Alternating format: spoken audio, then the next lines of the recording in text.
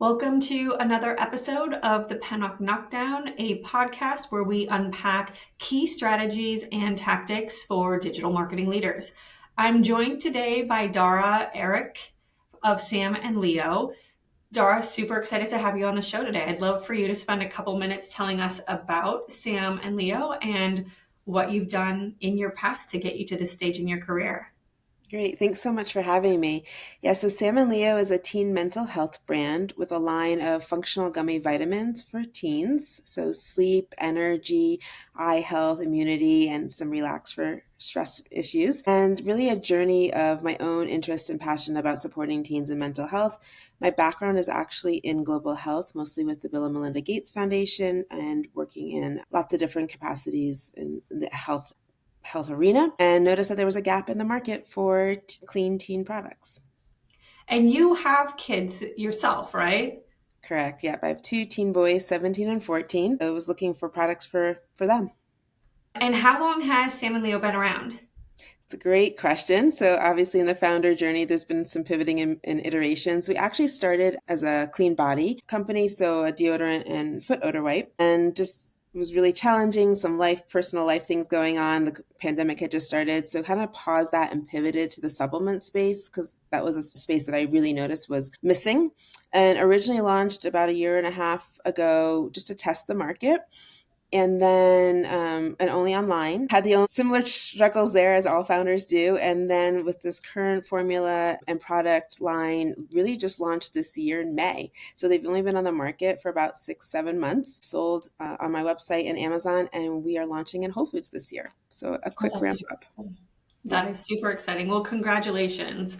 I know all the founder journeys are usually taking a couple pivots and turns, so not unusual at all to hear about how you started and where you are now. But going into the product space, that must have been really new compared to the work you were doing with the Bill and Melinda Gates Foundation. How has that journey into product been? Yeah, it's been interesting. I think I don't know what I don't know, and it's been one foot in front of the other. So everything from product formulation to package design to website marketing, all of it is new for me. I'm a curious person, resourceful, and so I think it's doing my own research. By myself, I do not have a co-founder, but I have definitely leaned on startup communities, particularly Startup CPG is a great community, my local, different communities locally in Colorado, naturally Colorado, things like that. So I think really just knowing where to look and where to ask and getting some mentors along the way because I am brand new to the CPG world.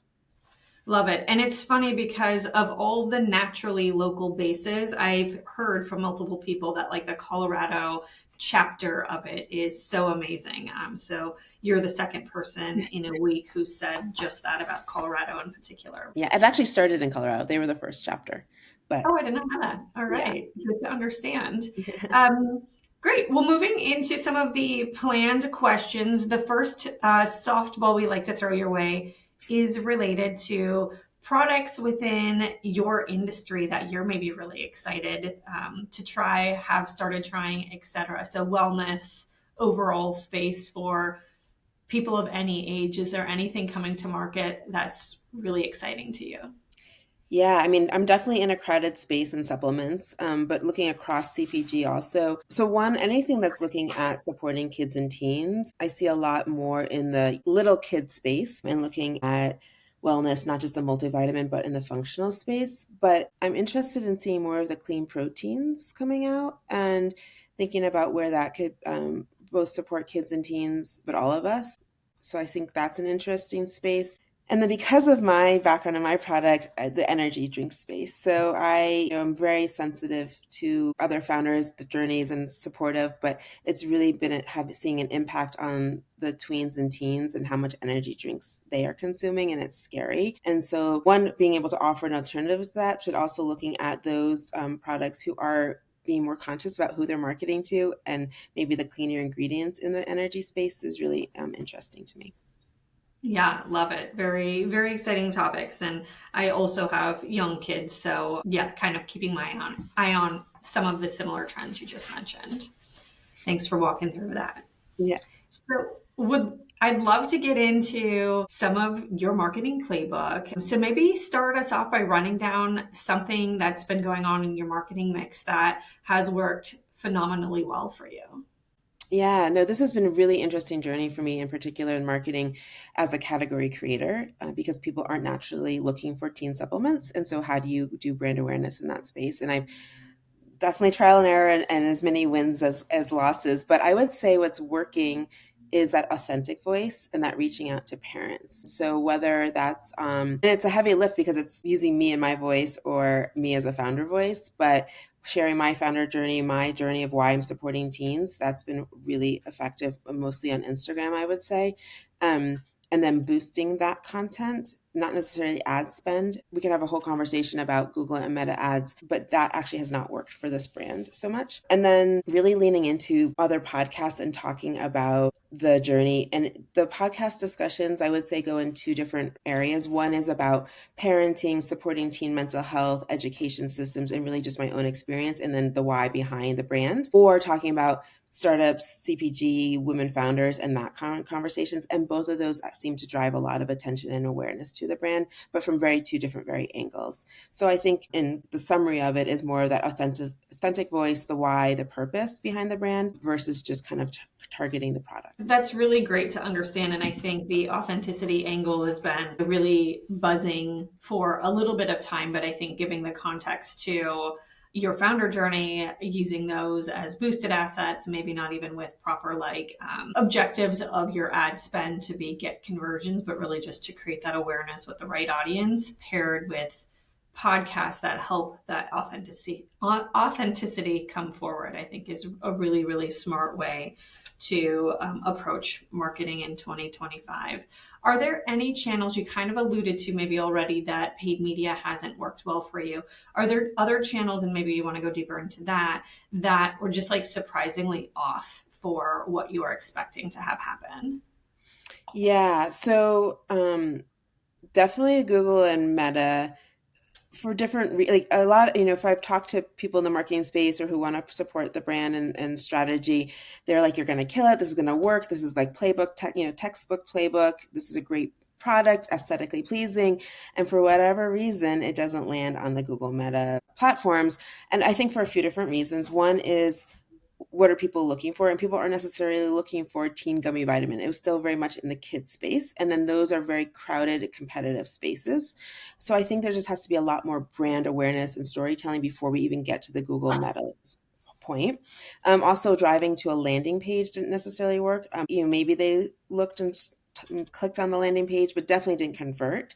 I think also I found that my sales are really coming from Amazon. We can talk about that for different reasons in the Amazon ad space. But me as a consumer and as a mom, I'm buying on Amazon all the time, and that process and purchase is pretty easy for me. So to make that purchase on a Shopify platform is going to take a lot more incentive, giveaway, something that just wasn't converting the same way Amazon is. I will also caveat that my product is lightweight, doesn't melt, doesn't freeze, doesn't break. So it is a pretty easy product to sell on those platforms where I know that other products don't work that way for margins. And the other place has been interesting, and I don't have a whole lot of data on it, has been the wholesale boutique space, so Fair, Mm-hmm. in that place. And so I had also been told or given feedback, this will sell amazing on Fair. It's exactly what these smaller boutiques or pharmacies or apothecas are looking for.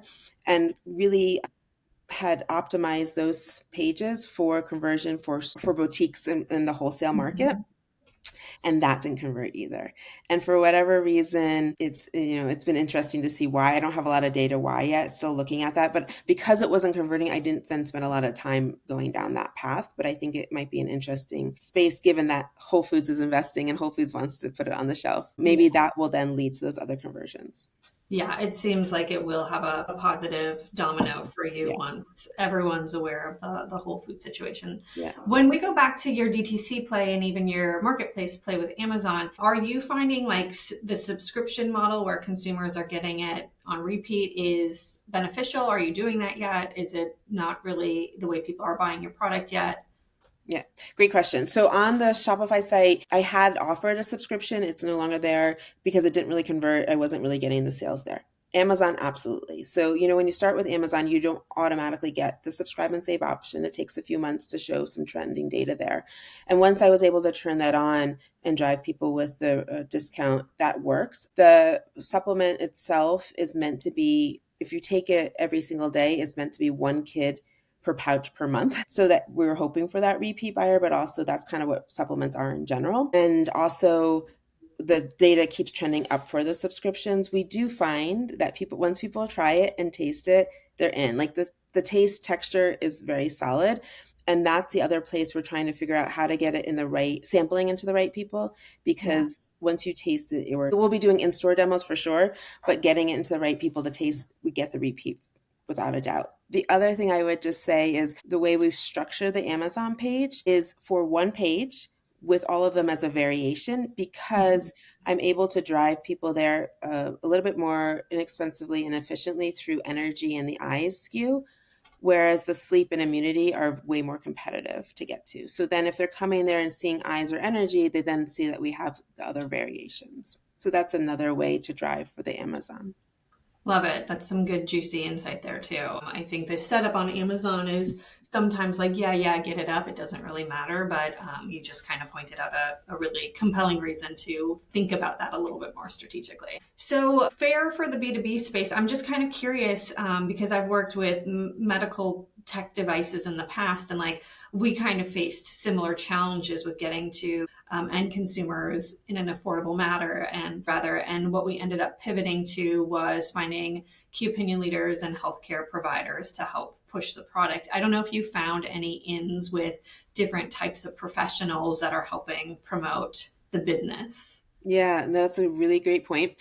And I'm just early in starting on that journey, and from two different perspectives. One, a lot of therapists for sure are interested in it. A lot of therapists working with tweens and teens, they see kids from 3 to 7 p.m. mostly at the end of the school day, and they're all walking in with energy drinks, or they're all tired, or they're all stressed out. So one, they're super excited about the product, but also if I'm able to leave samples, like a basket of samples there, and they're able to grab that, or they're able to test it right there, that's a really great inroad, and they're able to support that. Also, the product also serves as a conversation and a tool so that we're able to talk about wellness and health and how to take care of yourselves. And so you're saying, are you really tired, or are you having trouble falling asleep? Here's some other ways to do it, and maybe why. Are you gaming too much? Are you on your phone scrolling too much? So they offer as a conduit as well, so therapists are really liking that. And then the other is the dietitian nutrition element, just starting to navigate that really early and having some early conversations, some from influencers on Instagram or others one off, not for because it's not a product fit, it's just finding that right voice to back it. And in maintaining that authentic way. I do affiliate marketing. I do offer those promotions, but I don't want it just to be salesy. I want that genuine connection. And so finding that partnership with a nutritionist or dietitian is really important to me, and the why behind they would recommend it. So that is early in my journey, but I'm definitely looking at it. So kind of looking at these affiliates, if you will, more as brand ambassadors who are helping with establishing or furthering the reputation you're already trying to create, rather than like all of the promo sites and all of the discount sites talking about you for the purpose of money. Exactly. And that's pretty important to me. Yeah. Yeah, love it. Great. Well, I appreciate the rundown of so many of the owned and earned tactics. We did talk a little bit about what you're doing on Amazon from a setup perspective, and maybe you were alluding to ads working slightly more successfully there. Is that a true assumption, or have you been running ads on Amazon? Yeah. And I've done different iterations of it when working with some support Amazon experts. So we're still learning a lot about what works and what doesn't work. And because it is such a crowded space, have not optimized for video yet. And I know that would be a huge conversion as well. Right now, they've just been static ads. But those keyword targeting ads are what's really important as well. And so refining that, I think we have definitely noticed that it is in the eye and energy space where I can definitely stand out versus the sleep and immunity, and looking at what the competitors are doing. But it's also looking at it in a little bit more innovative way. So for example, for eye health and screen time, looking at maybe blue light blocking glasses as some alternative keywords, or other things Mhm. than just supplement space. So Yeah. being a little creative in the ad space has been interesting. I just really, I guess the advice I give and what I've learned is that I think you need the support to do it well, because someone needs to be in that account almost every day looking at it and the spend, because that spend goes quickly if you're not monitoring it. both for Yeah. keywords or negative keywords. Yeah. And so I can't imagine trying to manage that all on my own right Yourself. now.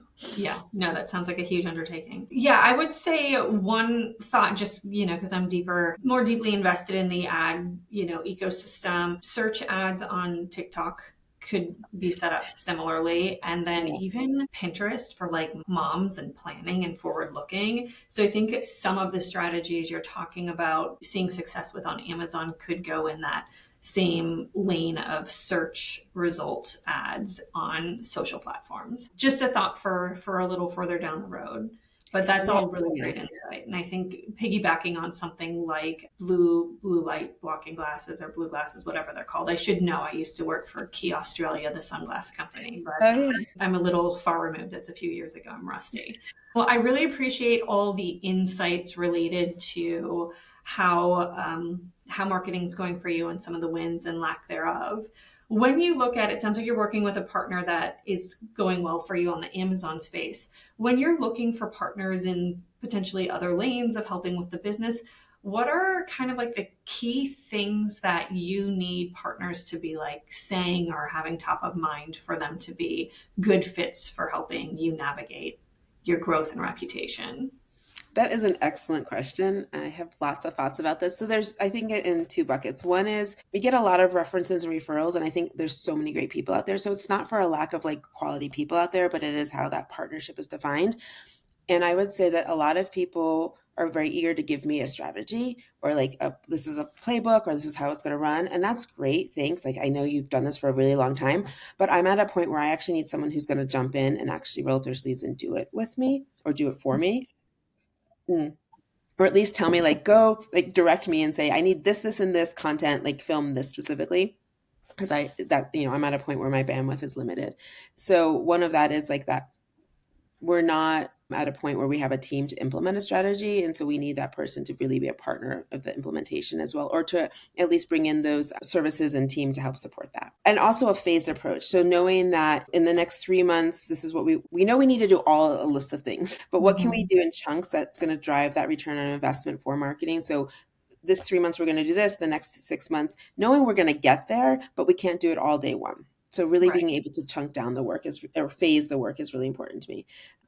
And then the second part is really that authenticity, understanding the brand, because in the marketing space, especially in social media, it's a very Gen Z millennial heavy space for people who are actually doing the work. And that's great, but that's not my audience. And so being able to have the voice and articulate to the moms and dads and the parents is really important, and less about that aesthetically pleasing, gorgeous, beautiful creative asset and more of that real depth is really important to me. And that's been really challenging to find, to balance someone who's affordable and can execute the work really well, but also has the voice of the brand.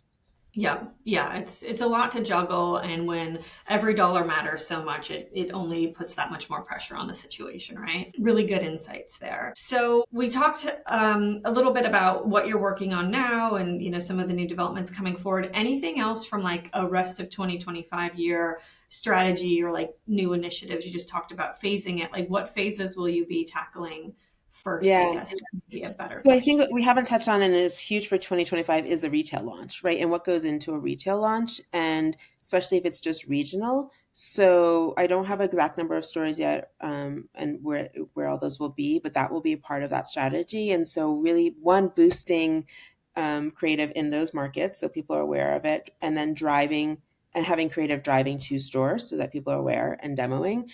Thinking about, like we talked about, those partnerships, whether it's with therapists or dietitians, nutritionists, and maybe some of those in those markets would be really important as well.